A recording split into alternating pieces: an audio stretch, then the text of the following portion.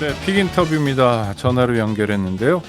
고영인 더불어민주당 의원입니다. 지난주에 있었던 더불어민주당 전당대회 컷오프에서 통과되셨죠. 중앙위원들의 선택을 받아서 최고위원 후보가 되신 분입니다. 고영인 의원은 나 계시죠? 네, 안녕하십니까. 최고위원 후보 기호 5번 고영인 인사드립니다. 네, 기호 5번이시고요. 우리 네. 고 후보는 지역구 국회의원이시죠? 네, 경기도 안산 단원갑 국회의원입니다. 네, 안산 단원갑 또 우리가 많이 생각했던 동네이기도 하는데요. 예, 네. 세월호의 상흔이 8년째 아직 가시지 않고 그런 아픔을 치유하기 위해서 노력하는 안산입니다. 네. 어떤 분들은 뭐 인터넷 공간에서 함부로 말씀하시는 분도 계시던데 아직도 세월호냐 뭐 이렇게 말씀하시는 분들이 있다면 지역구 국회의원으로서 누구보다 세월호의 고통에 대해서 연대하고 계신 분으로서 한 말씀 하실 수 있을 것 같은데요. 네, 자식을 그렇게 눈으로 지켜보면서 수장된 것을 본 부모들은 이제는 그 아픔도 아픔이지만 나중에 하늘나라에 가서 그 아이들에게 내가 너와 같은 그런 일이 다시는 벌어지지 않는 나라를 만들기 위해서 내가 이렇게 노력해서 재발 방지책도 만들었다라고 얘기하고 싶어 하시거든요. 네. 그렇기 때문에 그 길에 저는 함께 하겠습니다. 네. 그러니까 나중에 우리 아이들을 볼 때 그래도 내가 아이들 앞에서 뭔가 할 말이 있는 엄마였으면 또 아빠였으면 좋겠다는 게 우리 부모님들 마음이군요. 네, 알겠습니다. 어떤 이유로 최고위원 선거에 출마하게 되신 거죠? 네, 지금 당이 여러 가지 제가 볼 때는 좀 비정상적인 측면이 있다. 네. 특히 국민들의 볼 때는 국민 눈높이에 맞지 않은 부분이 많고 그러다 보니까 약속과 책임을 다 못해서 신뢰할 수 없는 정당이다라고 하는 것들이 그동안 1년에 3번의 패배 속에서 여전히 남아 있습니다. 그래서 이 당을 국민들이 볼 때 신뢰할 수 있고 그래서 이전에 지지층이 떠나간 것이 다시 돌아오고 싶은 정당을 만들기 위한 쇄신을 하는 것 그리고 국민들의 삶의 고통을 좀 더 근본적으로 개선할 수 있는 비전을 제시하는 것. 그래서 이 비전 제시와 쇄신에 제가 그동안 해온 것이 충분히 최고위원으로서 역할을 다 할 수 있다라고 생각해서 나왔습니다. 그 일종의 민주당의 변화와 쇄신을 한번 꾀보겠다 이런 차원이군요. 네, 그렇습니다. 민주당이 이 선거 패배에 뭐 잇따라 하고 그랬는데 지금 상황에서 가장 부족한 건 어떤 거라고 보세요? 원래 우리가 이제 선거를 패배했다 그러면 이제 상식적으로 볼 수 있는 게 네. 평가를 하고 반성을 하고 그다음에 거기서 책임질 건 책임지면서 쇄신책을 제시해서 희망을 주는 거 아니겠습니까? 네. 그런데 이 평가도 계속 미뤄졌어요. 여러 가지 이유로 다음 선거 때문에 그렇기도 그러고 이것을 자꾸 또 평가를 하고 싶지 않은 세력들이 이건 내부 총질 아니냐 이래 가지고 이런 것을 좀 피했던 측면도 있고 그러다 보니까 반성이 제대로 안 이루어지고 이것은 국민들에게 보면 다음에 이런 문제들이 또 재발될 수 있는 것이 아니냐라는 불안감을 갖고 있다고 생각합니다. 그래서 이 평가와 쇄신 그리고 국민들에게 희망을 줄 수 있는 이런 변화를 분명히 이번에 우리가 제시하고 또 거기에 책임 있는 일원이 되어서 해결을 해 나가도록 하겠습니다. 네.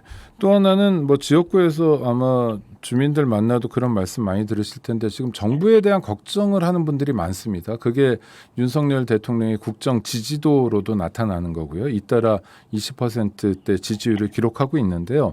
야당이 정부를 견제하고 또 정부를 견인하고 하는 측면에서의 역할이 아주 중요한데 그런 면에서 민주당이 부족한 거 아니냐 이런 얘기도 좀 있습니다.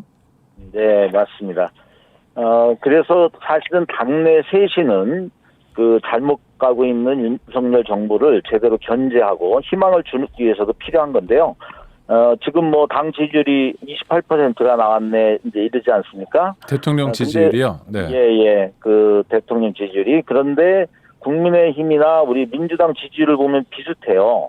그러니까 여기서 주는 메시지는 뭐냐면 윤석열 정부가 잘못하고 있는 건 맞는데 이것을 그들의 잘못에 기대어서만 하려고 하는 정치를 하지 말고 우리가 민주당을 신뢰해서 그 민주당이 제대로 된 견제와 수권 정당이 되고 좀 우리에게 희망을 달라 이런 요구가 같이 있다고 생각합니다. 그래서 저는 이제 한편으로는 윤석열 정부에 이렇게 공정과 상식을 내걸었지만 불공정과 몰상식으로 비춰짐으로써 국민들의 짜증나게 만드는 이거를 바꾸기 위해서도 저는 단호히 맞설 것이고요.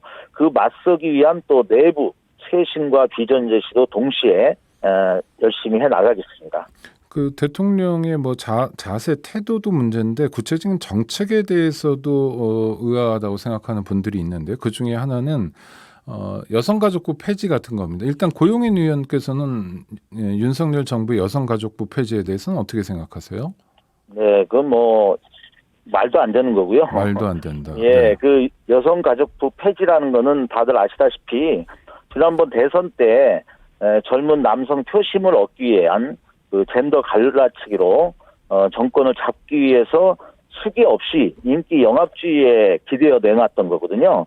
그렇기 때문에 이 원래 이것을 시도했던 취지 자체가 불순하고, 두 번째는 아직도 우리가 여성들이 사회적 지위가 많이 올라왔다고 하지만 커다란 구조적인 측면에서 보면 남녀 임금 격차라든가 임신, 출산, 육아로 인한 경력 단절 문제 등 또 성평등 문제, 이런 전반의 문제가 우리 사회 문제로 여전히 있습니다. 그렇기 때문에 이 문제를 우리가 좀 더 심혈을 기울이고 배려하면서 이것을 관장하는 그런 부서도 필요하다는 측면이 있고, 또 하나는 여성가족부가 여성가족만 하는 게 아니에요.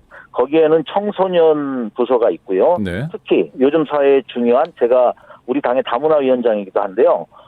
우리 노동력 부족과 여러 가지 이런 상황에서 다문화 정책도 바로 여성가족부에서 하고 있습니다.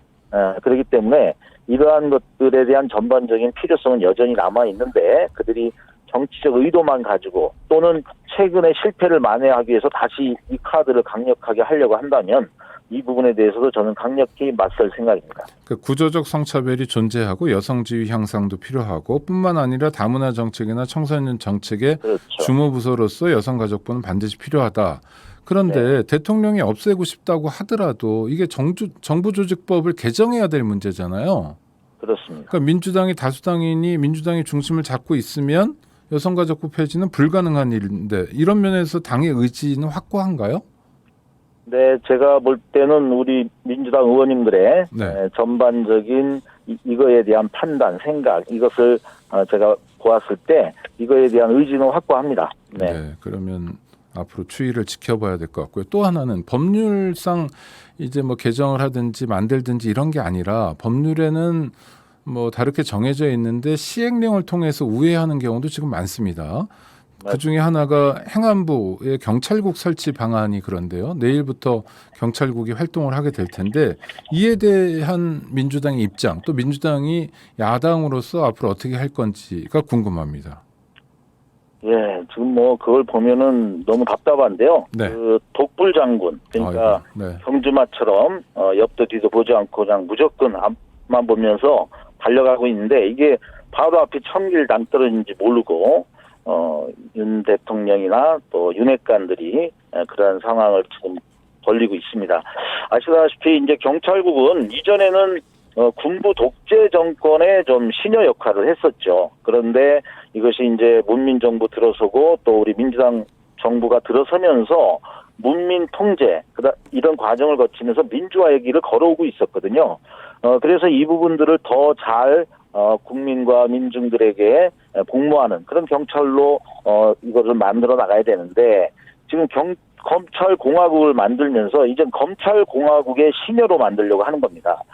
그런데 이제 이 과정에서 이러한 이전의 그 치안을 행안부 업무에서 삭제했는데, 이것을 살리려면 정부 조직법을 바꿔야 되는데, 지금 방금 말씀하신 것처럼 시행령을 통해서 살짝 자기 의도들을 관철하려고 하고 있는데, 이거는 있을 수 없는 일입니다. 예, 이거는 막아내야죠. 그 구체적으로는 어떤 게 있을까요? 이를테면 법률에 그렇게 하지 못하도록 뭐 오금 박는 게 하나 있을 것 같고요. 또는 이거를 시도한 뭐 행안부 장관에 대한 해임 건의안이나 또 탄핵 의결 등도 언론 보도를 통해서는 저희가 확인할 수 있는데요. 민주당의 대응책은 어떤 걸까요? 예, 당연히 이제 시행령을 그 법령의 취지에 맞지 않게 정부가 함부로 하려고 하는 것들을 이거 제재하고 제약하는 이러한 또 다른 법으로 좀 강제하는 시도가 필요할 것 같고요. 그리고 지금 이상민 행안부 장관의 여러 가지 모습들은 뭐 스타 장관을 만든다고 하는데 진짜 국민들에게 이런 스타를 만들어서 국민들을 더욱더 힘들게 만들고 있는데요. 저는 지난번에 이상민 탄핵을 주장했고 네. 언론에 잠시 보도된 적이 있습니다. 그 해임 건의안은 뭐 우리가 그 해임 건의로 할 수 있는 요건은 충분히 거칠 수 있지만 이것의 결정은 말 그대로 건의안이고 그것은 대통령 의사에 맡기는 거기 때문에 현실적으로 이거에 대한 그 엄중한 경고를 하기에는 미약하다고 보고요. 탄핵이라고 하는 것은 결국은 뭐 헌법재판소로 가긴 하지만 우리가 거기까지 올리는 거는 우리의 의지로 가능합니다. 단지 이제 지금 우리 당 지도부 내에서 좀 절차적으로 곧바로 탄핵으로 가는 게 지금 정권이 지금 시작된 지 얼마 안 된 상태에서 국민 정서에 맞느냐 이제 이런 저희들도 좀 판단은 있지만 우선 해임 건의안을 해보고 그것이 안 될 때는 탄핵으로까지 가야 된다라는 게 제 생각입니다. 네, 알겠습니다. 고용인 의원 변화와 쇄신을 위해서 전당대회 최고위원 후보로 출마하셨는데요. 좋은 성과 있으시기 바랍니다. 인터뷰 감사합니다, 고 의원님. 네, 감사합니다. 네.